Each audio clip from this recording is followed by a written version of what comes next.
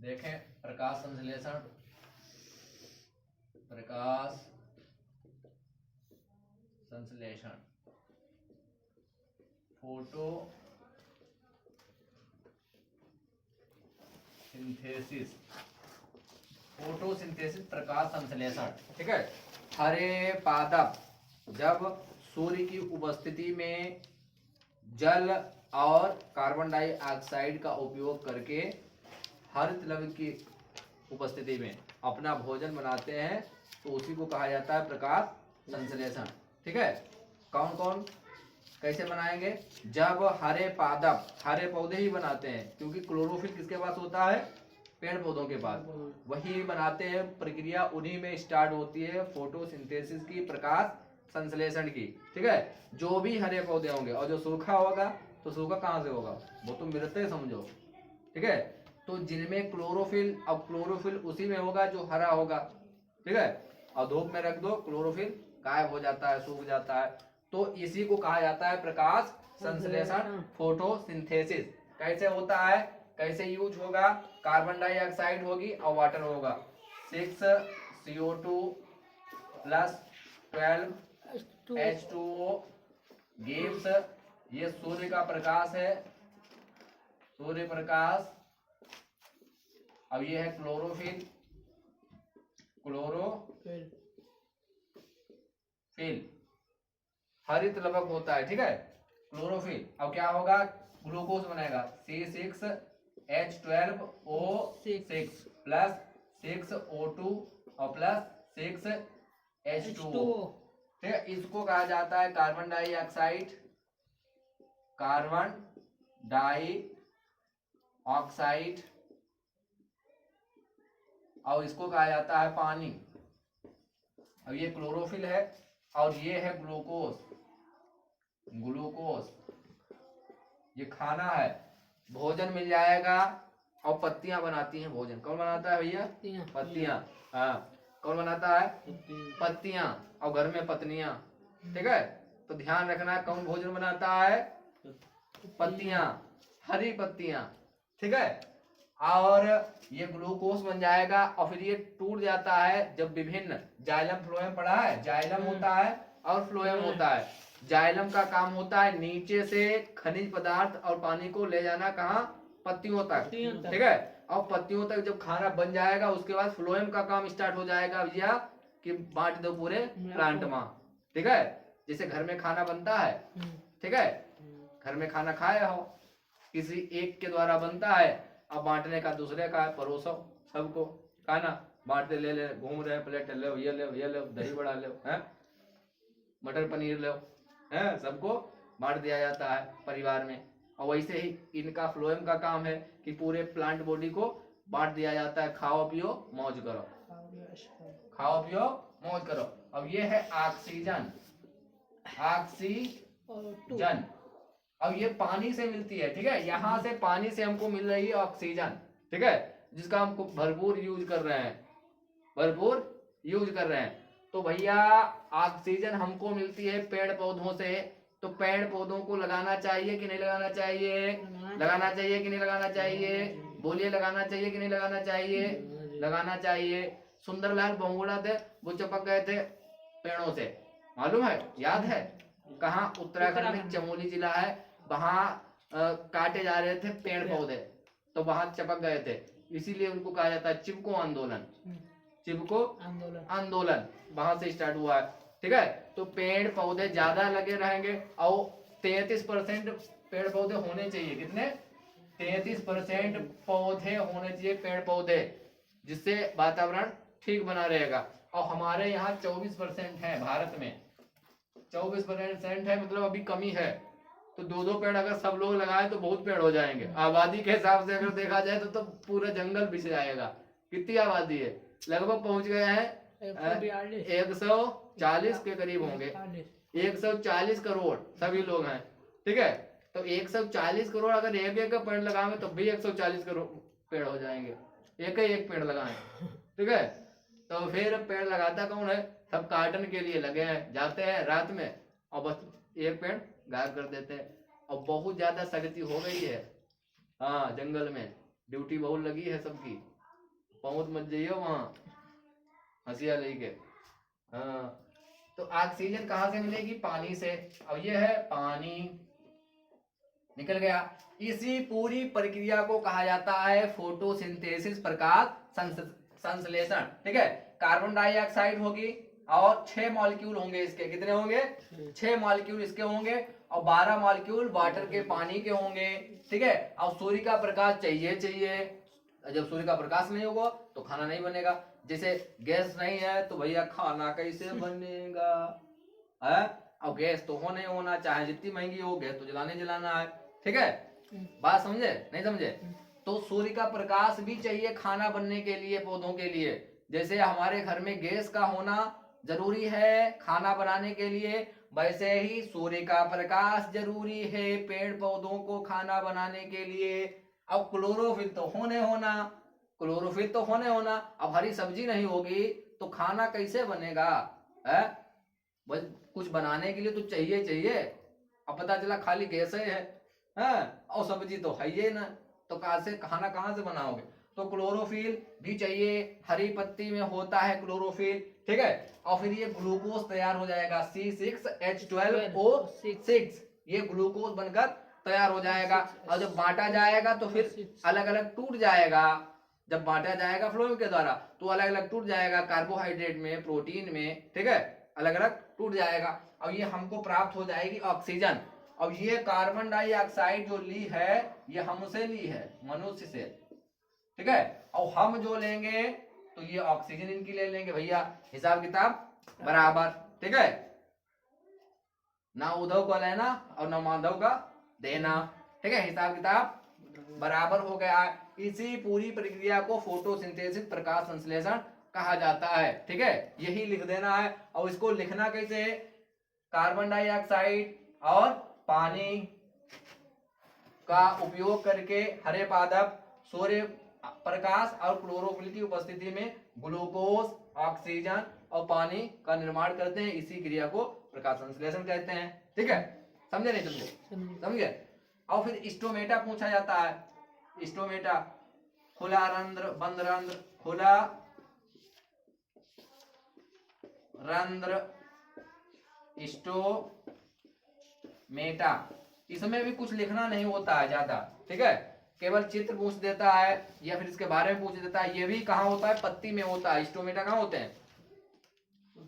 पत्ती में। अब इसमें भी क्रियाएं 2 प्रकार की होती है, फोटो केमिकल क्रिया होती है और फोटो डार्क रिएक्शन होती है। एक फोटो केमिकल रिएक्शन होती है और एक डार्क रिएक्शन होती है।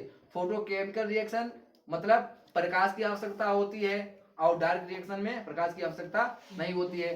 फोटो केमिकल रिएक्शन ग्रेना में होती है और वो स्टोमेटा में होती है, स्ट्रोमा में होती है। ठीक है, तो स्टोमेटा क्या होते हैं? जो होते हैं रंध्र होते हैं, छेद जो होते हैं पत्ती में, महीन छेद, उन्हीं को कहा जाता है स्टोमेटा। ठीक है, कैसे होते हैं? चित्र ऐसे बना लेना है।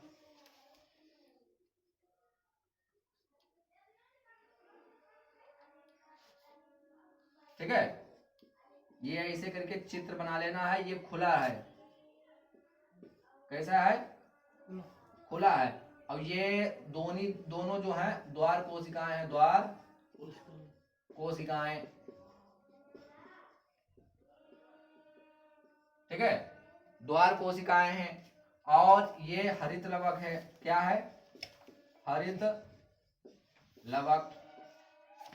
और ये खुला रंध्र है, खुला रंध्र है।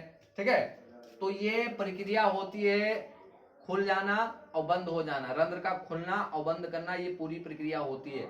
ये वाला खुला है और बंद वाला बना देना है। ये खुला रंध्र लिख देना है, खुला रंध्र। ठीक है, और दूसरा वाला बंद कर देना ऐसे करके।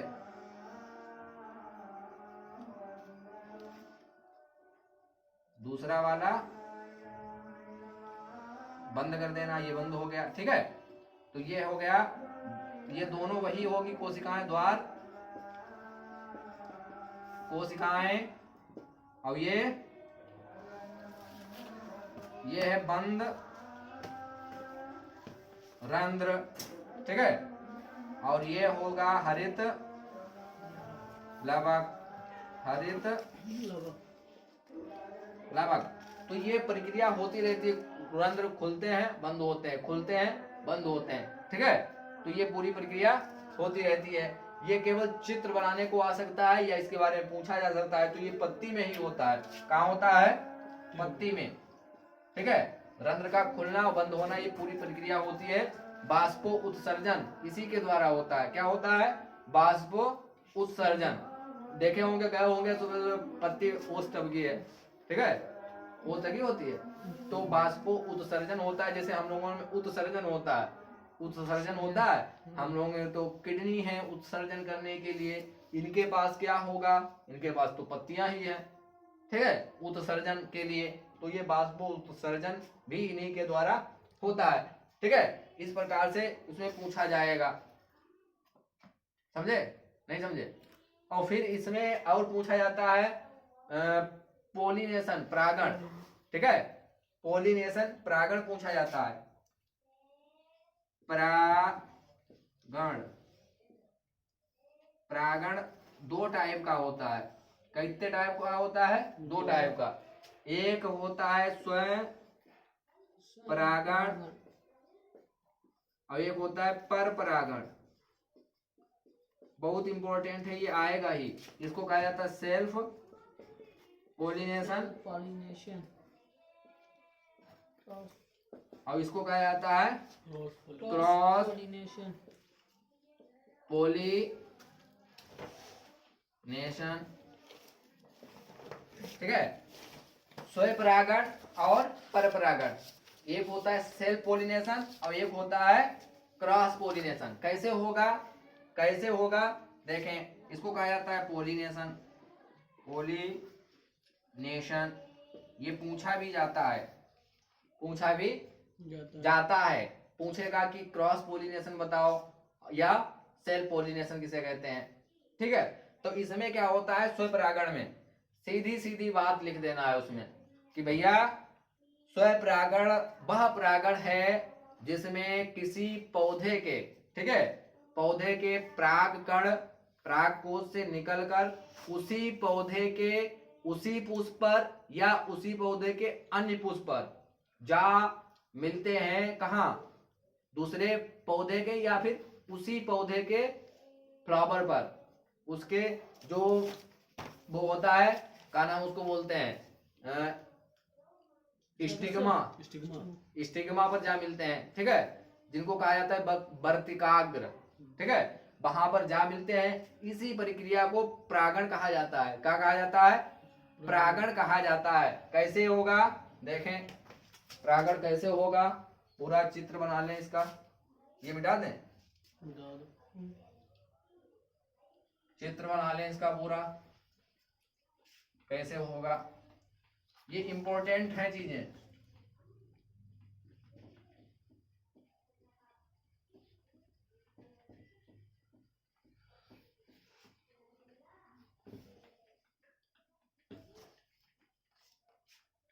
देखो ये है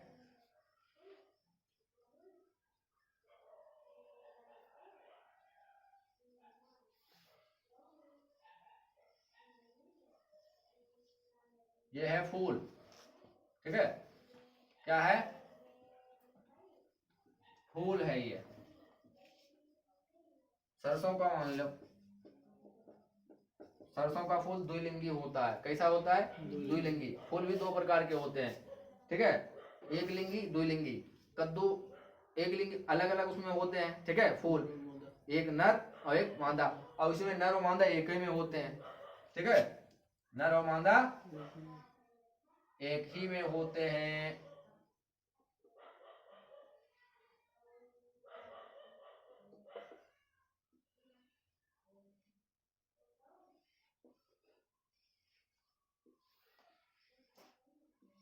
ये पराग कोश है, ठीक है, पराग कोश है, पोलन ग्रेस इनको कहा जाता है। इनके अंदर भरे होंगे इसी करके, ठीक है। ये अच्छा भाग कितने होते हैं इसके? पुष्प के भाग कितने होते हैं? उसके भाग होते हैं 4। एक होता है कैलिक्स, जिनको वाहिदल कहते हैं, वाहिदल। दूसरा होता है दल। तीसरा होता है उमंग। चौथा होता है जयांग। जयांग इसको कहा जाता है कैलिक्स, इसको कोरोला, इसको कहा जाता है एंड्रोसियम, एंड्रोइसियम, इसको कहा जाता है गायनोसियम। ठीक है। अब गायनोसियम के भी 3 भाग होते हैं। एक होता है अंडाशय, अंडाशय, और एक होता है वर्तिका, और एक होता है वर्तिकाग्र, वर्तिकाग्र। ठीक है। अंडाशय ओवरी होता है, ओवरी, और ये स्टाइल होता है, और ये स्टिग्मा होता है। ठीक है। जैसे ये होते हैं क्या, ये होते हैं वाहिदल, वाहिदल, ये झड़ जाते हैं, मुरझा जाते हैं। अब ये होते हैं दल, ये जो रंगीन होते हैं वो दल होते हैं। अब ये होता है नर भाग, नर भाग। अब ये वाला होता है मादा भाग, मादा भाग। ये वाला होता है अंडाशय, अंडाशय। अब ये वाला होता है वर्तिका, वर्तिका। अब ये वाला होता है वर्तिकाग्र, वर्तिकाग्र। ठीक है। अब इसी के द्वारा होगा पॉलिनेशन। 2 टाइप का जो हम बताएं, एक होगा सेल्फ पॉलिनेशन और एक होगा क्रॉस पॉलिनेशन। स्वयं परागण, स्वयं परागण कैसे होगा, यहाँ से पोलन ये फट जाते हैं, मेच्योर जब हो जाएंगे तो फट जाएंगे और हवा वगैरह चलेगी, या फिर मधुमक्खी के द्वारा होता है। पूछा ये भी जाता है किसके किसके द्वारा परागण होता है, तो मधुमक्खी के द्वारा और बटरफ्लाई के द्वारा। ठीक है। हवा के द्वारा, पानी के द्वारा, चिड़ियों के द्वारा। ठीक है। कीट पतंगा इनके द्वारा पोलिनेशन होता है, क्योंकि ये जाते हैं परों से चिपक जाते हैं, कौन, पोलन ग्रेन्स। ठीक है। परागकण चिपक जाएंगे और दूसरे पर पहुंचेंगे तो वो खींच लेंगे। ठीक है। तब यहां से ये निकलेंगे परागकण, अब कहाँ आएंगे, वर्तिका पर। ठीक है।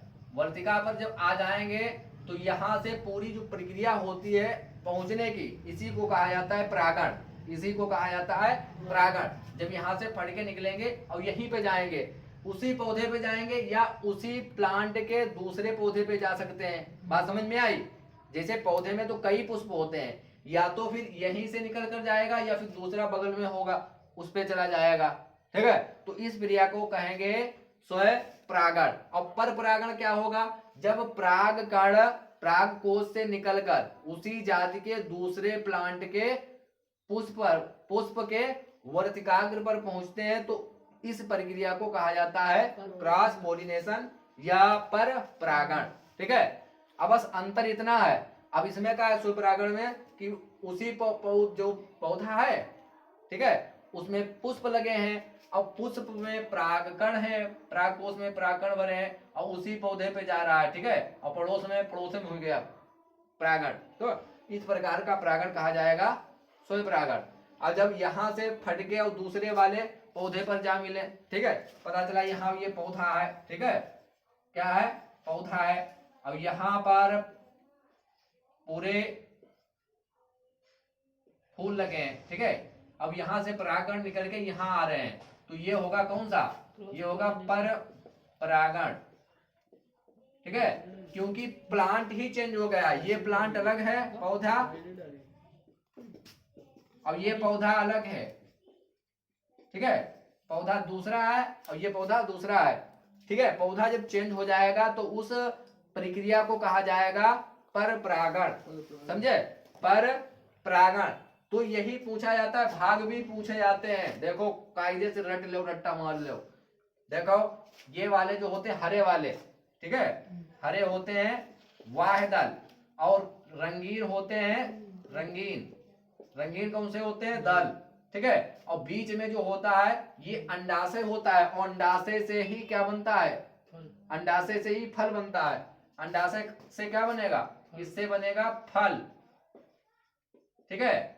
और ओव्यूल से बनता है बीज, बीज, ओव्यूल से बनता है बीज, ओव्यूल, ओव्यूल से बनेगा सीड, ठीक है। और ओवरी से बनेगा, ओवरी से बनेगा फ्रूट, फल, ठीक है। ओवरी से फ्रूट बनेगा, ओव्यूल से सीड बनेगा। ये पूछे जाएंगे तुमसे, ठीक है, चाहे ऑब्जेक्टिव में पूछे जाए और चाहे डायरेक्ट उसमें परीक्षा में पूछा जाए। इसीलिए अब सिस्टम चेंज किया, नई शिक्षा जब नीति लागू होगी तो पैटर्न उन्होंने चेंज कर दिया है। जैसे 5 साल पढ़ेंगे, फिर 3 साल, फिर 3 साल, फिर 4 साल, ठीक है। ये वाला अब सिस्टम नई शिक्षा नीति में लागू होगा। 3 साल से ही बच्चा पढ़ेगा, 2 साल तक कोई परीक्षा नहीं होगी, ठीक है, कोई परीक्षा नहीं होगी। मतलब ये यहाँ तक जो 5 साल पढ़ेगा, ठीक है, तो इसमें ये कक्षा 1 और 2 में जब जाएगा तो परीक्षा नहीं होगी, कक्षा 3 में जब जाएगा तब परीक्षा होगी, ठीक है। तो ये जान लें, इस हिसाब से पूरा सिस्टम है, सेमेस्टर वाइज आगे हो जाएगा, आराम से पढ़ते रहो नई शिक्षा नीति में, ठीक है। तो अब इस पर जोर दिया जा रहा है कि बच्चे को क्या मिला, आखिर मिलेगा। पता चला 100 एकड़ गेहूं बोई दिया, कहाँ, चड्डा फार्म पर, भूलिया वहां, और वहां दर निकली कितनी, 5 की, 3 की, है। यही होता है, परीक्षा में पता चला पास सब हो गए और जानकारी कुछ होना है। तो जोर दिया जा रहा है इस बात पर कि जानकारी हो बच्चे को, ठीक है। अब जब गहराई से बच्चा सीखेगा, समझेगा, तो तभी ऑब्जेक्टिव वाले हल कर पाएगा, और नहीं तो बने बैठे हैं ठन ठन गोपाल, ठीक है। तो ये पूरी प्रक्रिया है समझने की, और कुछ नहीं है इसमें। पूछा जाएगा कि दल कौन से होते हैं, तो दल भैया रंगीन होते हैं। वाह्य दल कैसे होते हैं, हरे होते हैं, ठीक है। और अंडाशय से फल बनता है, ओव्यूल से बीज बनता है, ठीक है। अब ये एक और चीज है, पार्थेनोकार्पी का नाम सुना है, पार्थेनोकार्पी, पार्थेनोकार्पी, अनिषेक फलन, अनिषेक फलन, ठीक है। इसको कहा जाता है पार्थेनोकार्पी, पार्थेनोकार्पी। पार्थेनोकार्पी उसमें होगी जिसमें बीज नहीं होंगे, मतलब बगैर निषेचन के, बगैर फर्टिलाइजेशन के फल बन जाएगा, बगैर फर्टिलाइजेशन के फल बन जाएगा। फर्टिलाइजेशन होगा ही नहीं, निषेचन प्रक्रिया नहीं होगी और फल तैयार हो जाएगा। तो इसी को कहा जाता है पार्थेनोकार्पी या अनिषेक फलन। जैसे केमिस्ट्री में पढ़े हो, जैसे वो होता है ऊर्ध्वपातज, क्या होता है केमिस्ट्री में, ऊर्ध्वपातज, सुने हो कि नहीं सुने हो, ऊर्ध्वपातज नहीं सुने हो।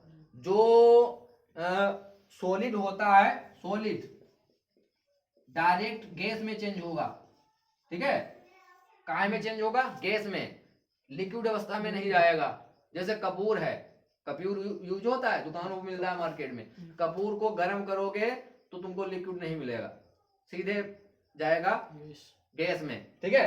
तो इसी को ऊर्ध्वपातज कहा जाता है। क्या कहा जाता है, ऊर्ध्वपातज कहा जाता है। सॉलिड से सीधे गैस में कन्वर्ट हो जाएगा भैया, लिक्विड अवस्था में नहीं आएगा। तुम इंतजार कर रहे हो पानी कब बने, पानी कब बने, और पानी बनवे नहीं करी है भैया, क्योंकि ये ऊर्ध्वपातज है, सॉलिड से डायरेक्ट जाएगा गैस में, और गैस में फिर कन्वर्ट हो जाएगा डायरेक्ट सॉलिड में, ठीक है। समझे कि ना समझे। और वैसे ही अनिषेक फलन है पार्थेनोकार्पी, इनमें फर्टिलाइजेशन होगा ही नहीं, निषेचन प्रक्रिया होगी ही नहीं, और फल तैयार हो जाएगा लेकिन उसके अंदर बीज नहीं होंगे। जैसे इसमें कहा, अंगूर में बीज नहीं होते हैं, सहतूत में बीज नहीं होते हैं, अनानास में बीज नहीं होते हैं, केले में बीज नहीं होते हैं। तो ये उदाहरण का है क्या है, ये केला है, अंगूर है, मन कर रहा होगा खा लें, अंगूर है, और अनानास है, ये फल है, सब अनानास है, ये सब फल हैं, सहतूत है, सहतूत है, ये सब अनिषेक फलन के उदाहरण हैं पार्थेनोकार्पी के। इनमें निषेचन नहीं होगा और फल तैयार हो जाएगा। निषेचन कहाँ होगा, यहाँ पर निषेचन होगा, फर्टिलाइजेशन, ठीक है। कैसे होता फर्टिलाइजेशन, अब जब नर वाले जो है और मादा से मिलेंगे यहाँ पर, ठीक है। तो यहीं पर पूरी प्रक्रिया मिलने की जो प्रक्रिया होता है, आपस में फिर ओव्यूल बन जाता है, इसी को कहा जाता है फर्टिलाइजेशन, इसी को कहा जाता है फर्टिलाइजेशन। ठीक है, तो ये पूरा सब तैयार रखें, ये परीक्षा की दृष्टि से बहुत ज्यादा इंपॉर्टेंट हो सकता है। ठीक है।